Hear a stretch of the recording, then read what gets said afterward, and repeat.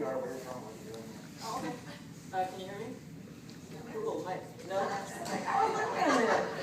My name is Alia Rahman. I'm the field director for Equality Ohio, which means that I drive around the state 6 days a week, meeting you, and checking out what kind of stuff is going on in local communities with respect to a pretty broad range of LGBT issues.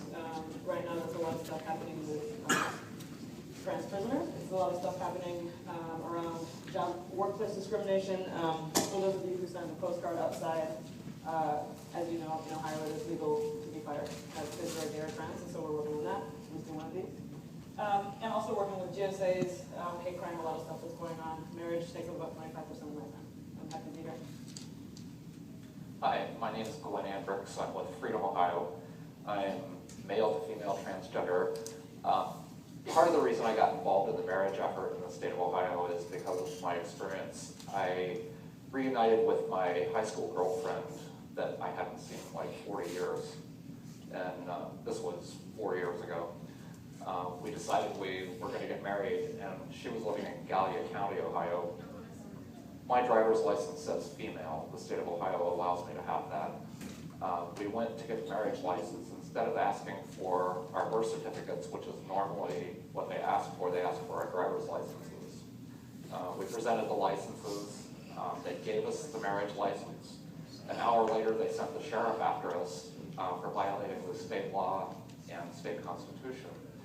We weren't arrested, but we were placed under investigation, and we had to go get a judge's decision to be able to get married in the state of Ohio. A lot of people don't realize that the marriage issue is bigger than just the lesbian and gay issue. It encompasses a lot more than that. So that's why I'm involved. My name is Tom Morgan. I live in Columbus, Ohio. I am the state lead organizer for Get Equal in Ohio, and I am on the executive board of Freedom to Marry Ohio. That's it, I'm done. My name is Lillian Ann Briggs, and I am from Owens Community College in Toledo, technically Roxbury. And I'm the president of the Gay Straight Alliance, also the president of student government, the president of Raising Awareness, and the Honors Coalition liaison for Owens Community College. And I'm involved as, I am male to female transgender as well. And I'm involved because it's just so much more bigger than marriage. This is just a step for us as people to be recognized as people. It's a daily battle that when I ran for all the positions that I was in, the only thing that anybody could say bad about me was that I was transgender. And it was one of those things where it's like, I got involved with like Freedom to Marry and everything like that because of Glenn and Amy. And it really just broadened my horizons of the issues at hand for my generation. I'm a college student, and you know, as they always say, you find your inspiration somewhere in life, and I found my inspiration in college with people that I met because of the things I do in college.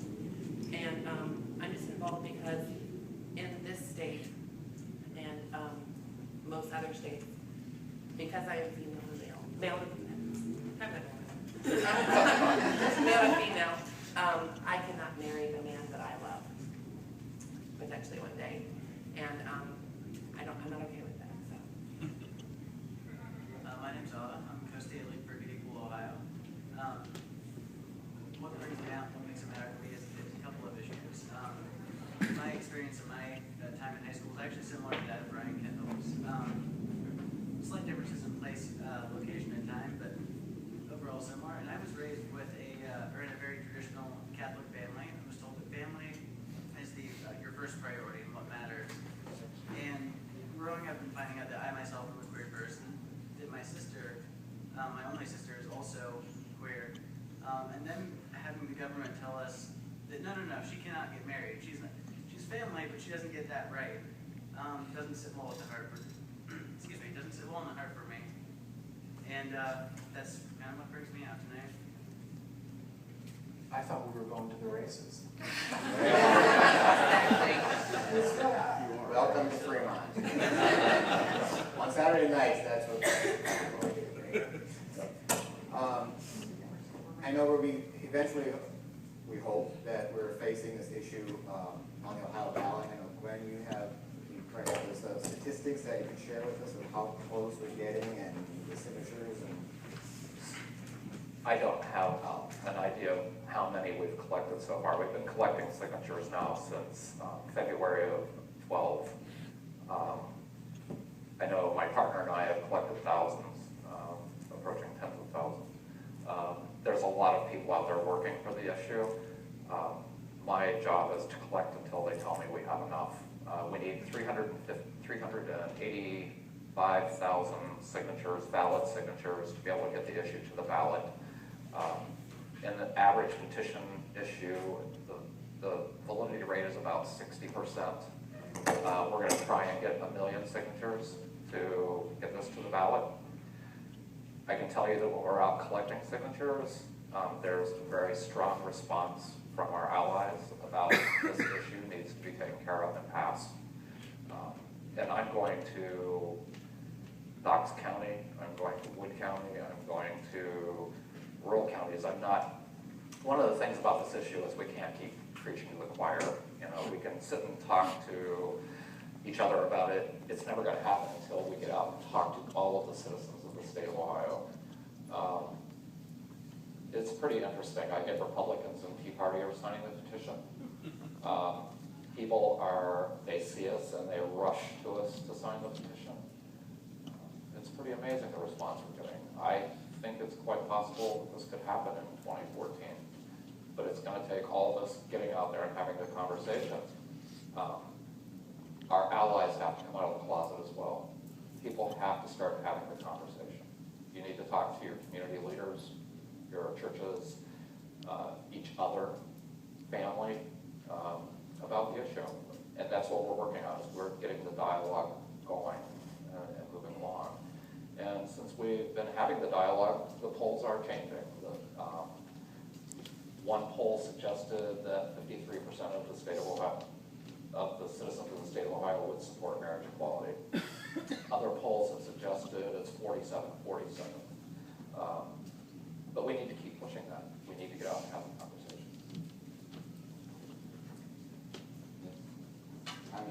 I'm just looking at you.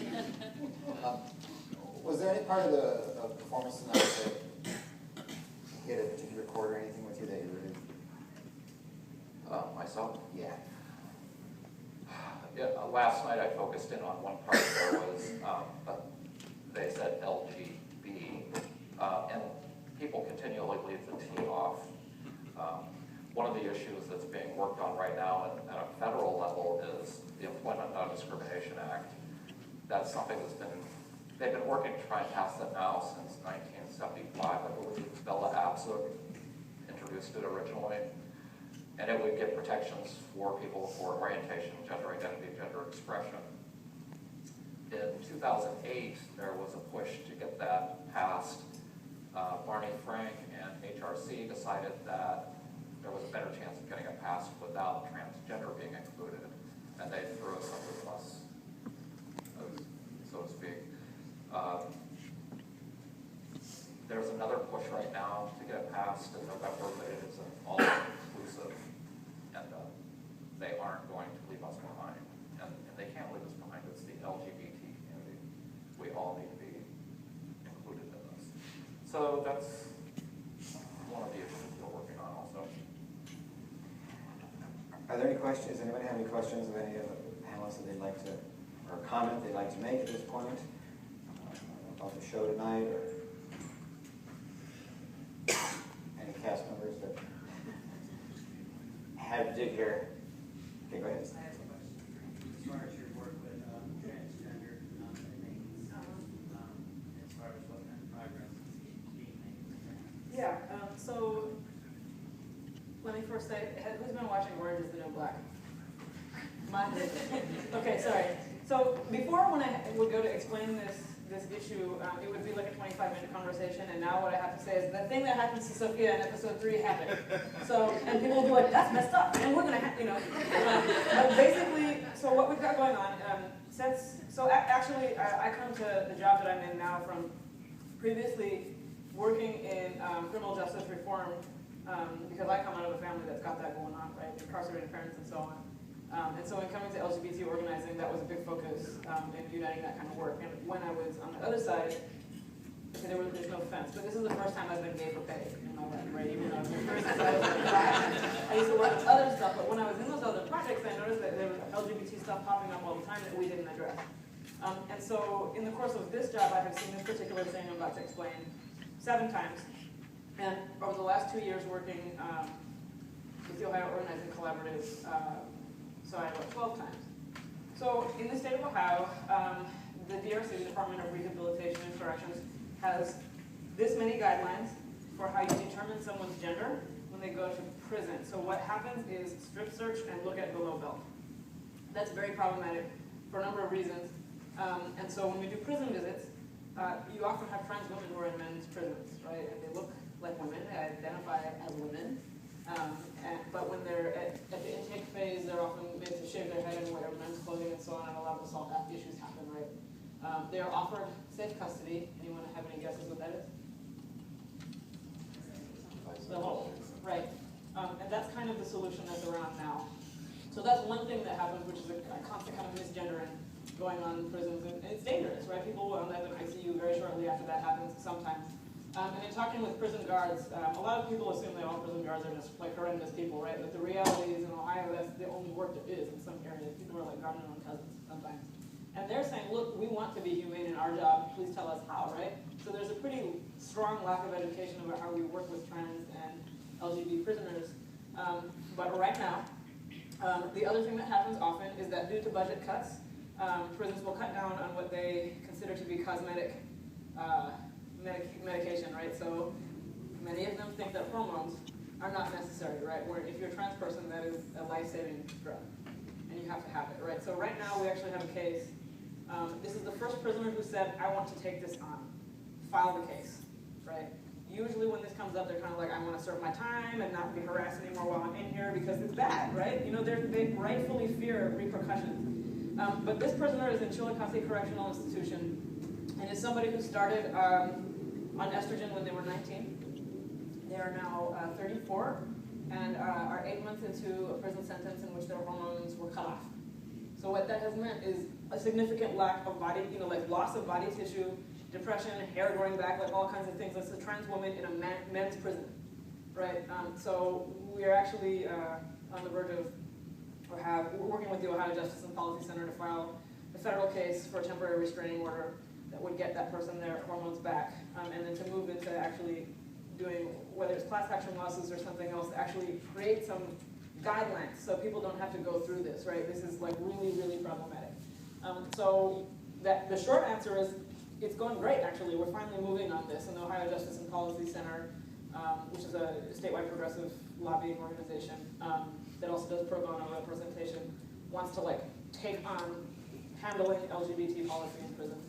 And for a state where 1 in 6 people is a returning citizen, so our word for excellence, a lot of people are impacted by that, and LGBT folks tend to be overrepresented in youth services and in prisons as well for a number of reasons. So that it's like an LGBT issue that people don't think of often, but it impacts a lot of people's lives.